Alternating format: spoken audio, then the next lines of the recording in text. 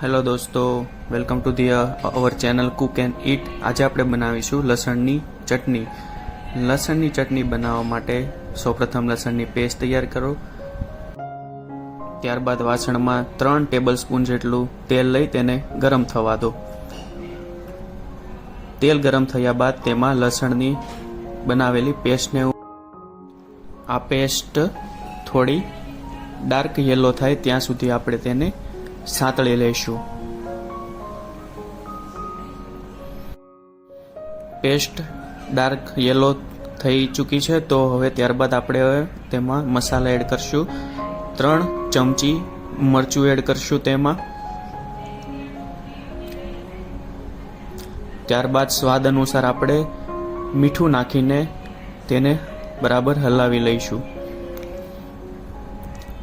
મિક્સરને સતત હલાવતા રહો. એકદમ ગાઢ મિક્સર થઈ જવું જોઈએ. ગાઢ મિક્સર થયા બાદ ત્યારબાદ આપણે તેમાં પાણી ઉમેરીશું. તો 1 ગ્લાસ જેટલું પાણી ઉમેરીને તેને બરાબર પાકવા દો. હવે થોડી સેકન્ડમાં આપણી લસણની રેડ ચટણી બનીને તૈયાર છે, જે તમે ભાખરી અથવા ખીચડીમાં નાખીને ખાઈ શકો છો. પ્લીઝ દોસ્તો, like and subscribe my channel Cook and Eat. Thank you.